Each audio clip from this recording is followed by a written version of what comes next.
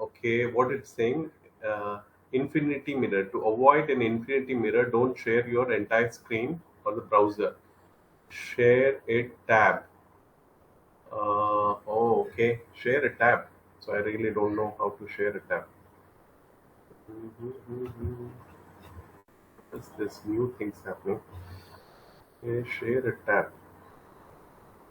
How should we share a tab? Okay, share a window.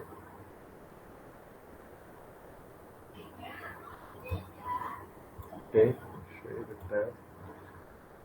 Shakti, is the screen completely visible? This is visible. You can see the full screen. Okay, fantastic. Okay, great. So now what we will do is uh, so we will start, right? So we would start this particular stuff. So first thing, quick revision. Yesterday we went into the little bit ahead rather than going directly into grammar. So we talked about what is language, right? So yesterday, as Rashmi also said, and actually this is what it is. It's a tool, right, where you can communicate. So it could be in writing, it could be while speaking as well, right? So that is what it is. So as long as you're able to communicate, and that is what it is. We spoke in detailed as well, how the language started and what could have come first, what could have come later, and stuff like that. Next part is like what is grammar, right? So this is what we are doing, right? The grammar thing. So what is grammar? So grammar is a set of rules, right? And so which see, it's not like you have alphabets, you have words, and you can form whatever you want, right? There's no structure and stuff like that. So it's a set of rules, and especially in a language like English. So as I said yesterday as well, 26 letters, easy to learn, but there are so many rules and stuff like that, right? Which is very important while you speak, while you write, and stuff like that, right? Otherwise, you may not be grammatically right, and you don't want that to happen. It can happen not only it can happen in your emails and stuff as well, right? So that is what it is. So this is what it is, the grammar. Now, yesterday, if you remember, we touched upon the first topic in grammar, which we intended to do yesterday, and we covered this slide as well. What is noun, right? So, what is noun? So, if since Shakti is the only one, what is noun? Shakti, it's there on the screen. What is noun?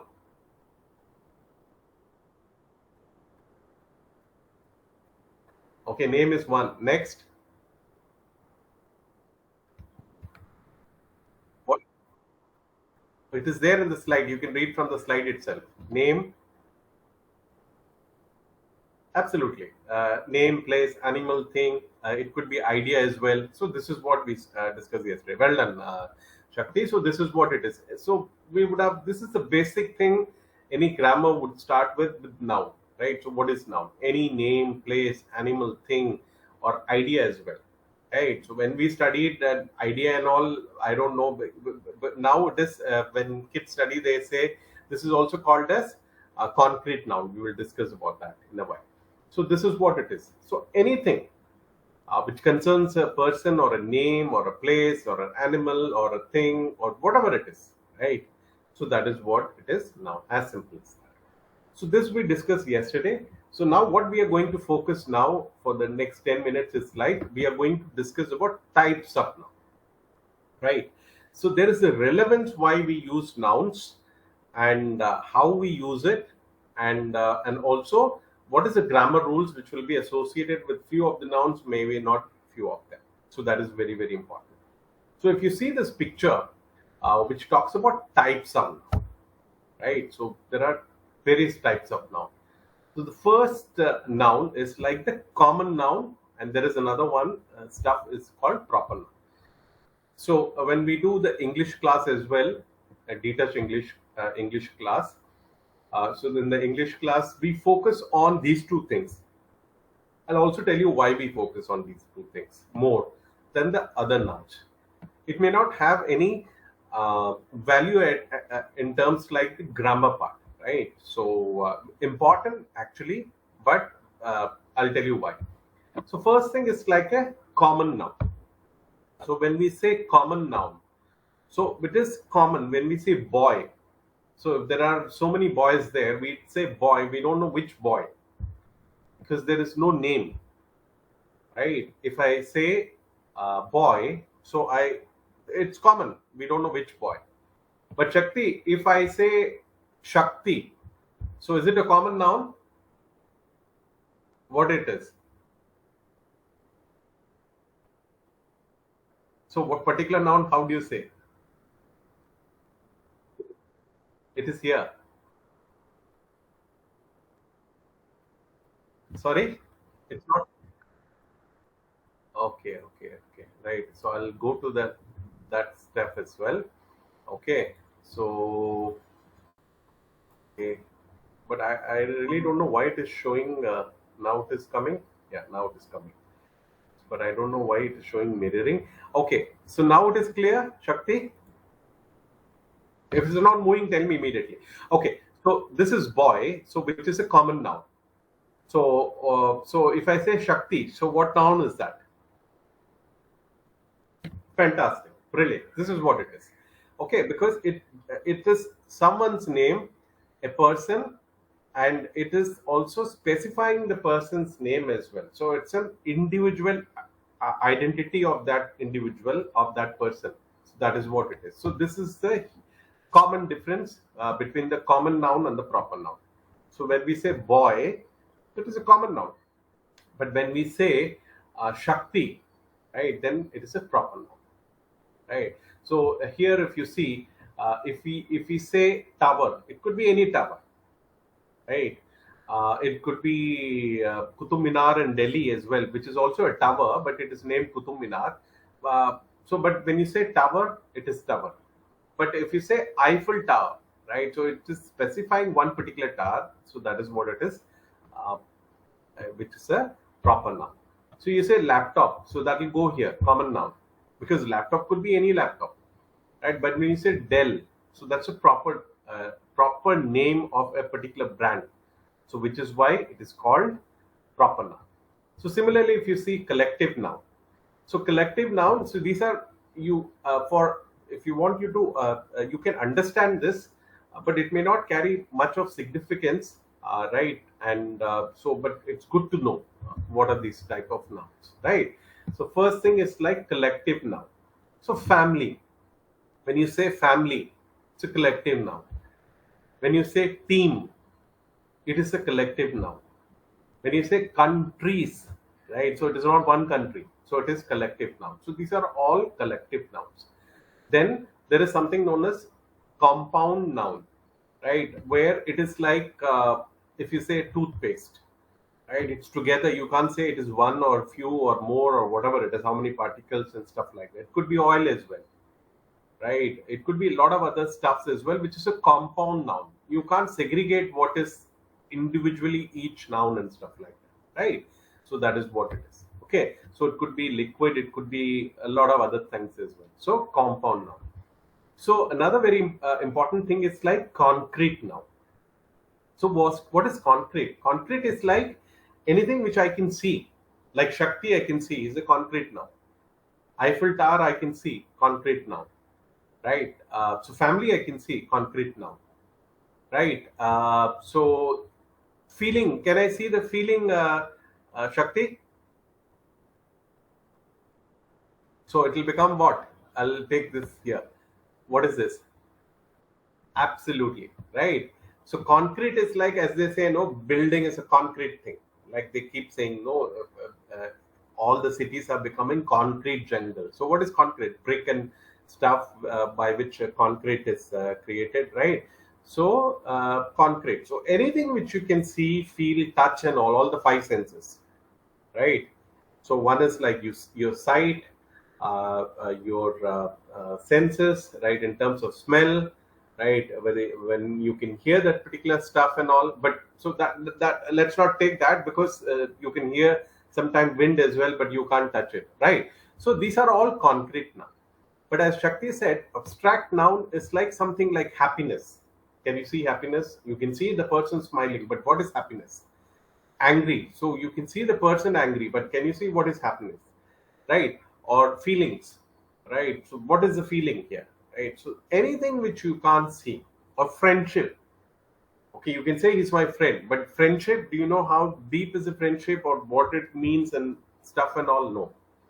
So this is what it is. So this is called abstract noun, right? All these kind of a nouns, anything, right, which you can't see, feel, and stuff like that. Maybe you can use all the five senses, right? So that is what it is, abstract noun. So happiness is one.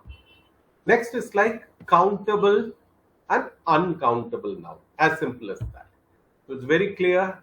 There are certain things which you can count, right? See, if you see, there are three beautiful birds here. So you can see there are three. So birds, three. Countable. Uncountable, right?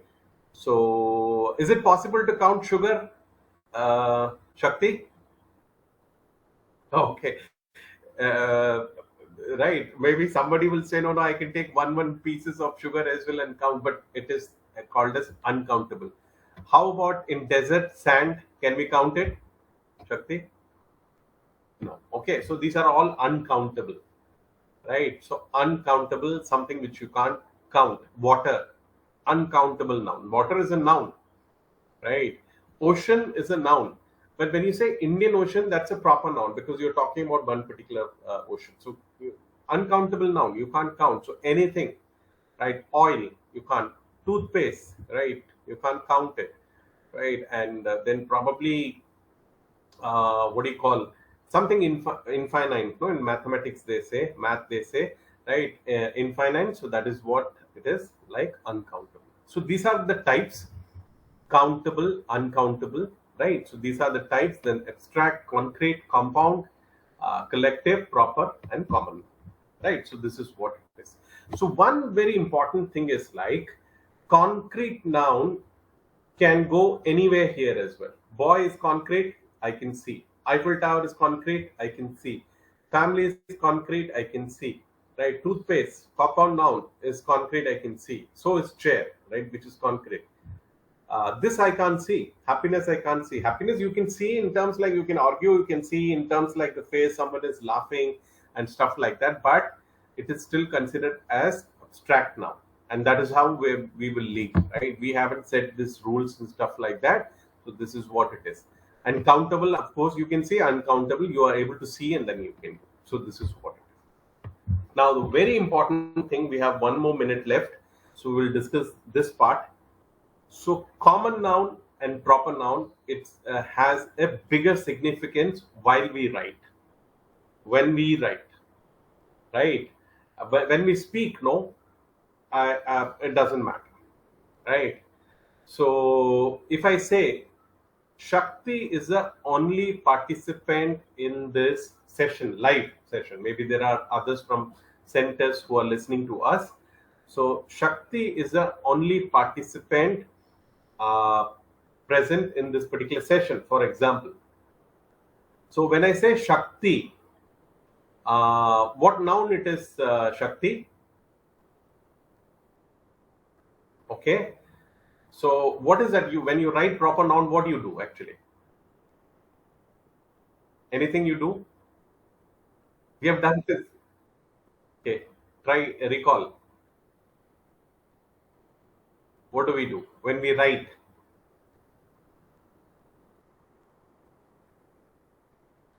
Okay. No. When we write, so when you write, what caps letter?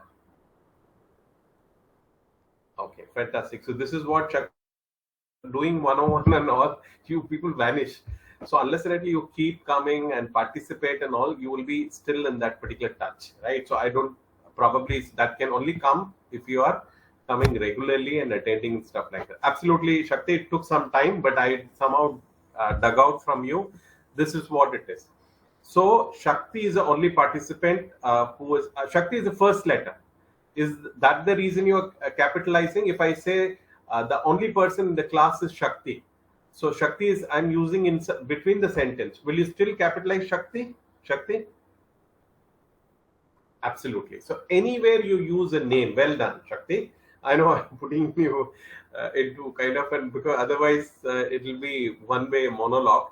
Well done, Shakti. So this is what it is. So wherever you use Shakti, or maybe Eiffel Tower, or maybe a Dell computer, or maybe say things can be, you can leave a things. So you probably can, maybe fruits and vegetables and all, or maybe food and all. There are some exceptions as well.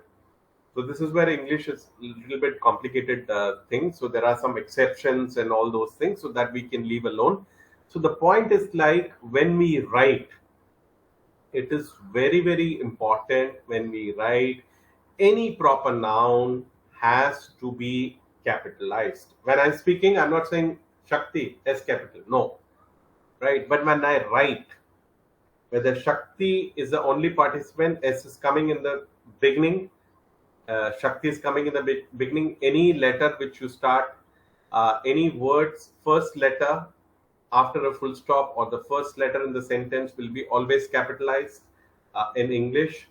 So you might think that, okay, Shakti is the first letter, which is S, will be capitalized. No, we are capitalizing this because of two reasons. Yes, because S, second is like it is a proper noun. Similarly, the only participant in this class is Shakti. Again, S will be capitalized. Now you can say, okay, why you're capitalizing S? It is coming in the middle of the sentence. We will still capitalize because it's a proper noun, which is S, right? Which is what it could be Priya, or it could be anybody else, right? So you will capitalize. So with this, I think we have just exceeded by 3 minutes and all. So we will keep it. It's kind of an attempt by DC Live and the team, so that we can keep it short and crisp, and 15 minutes kind of in tidbit, so that everybody can listen in and everybody can also learn something. And I hope so this would have been good to listen as well. So Shakti, we refreshed your memory today, did we? Okay. So this is why being in touch. See, people think that I can come and learn something and then go away. Being in touch is very important. Unless and until we are reading, talking, or maybe listening to some certain things, then it can, all the skills you can forget.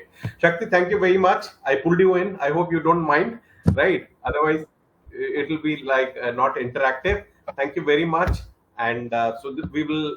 This brings to an end of this particular session. We will come back again, and so when we come back again, we will dwell a little bit more on the proper and the common nouns. We will talk about the types little bit more in detail. I have a very good slide as well, which I'll share as well. Thanks, Shakti. Thanks, DC Live. Thanks, listeners, wherever, whichever center they're listening from. Thank you. Thanks, Shakti. Take care. Bye bye.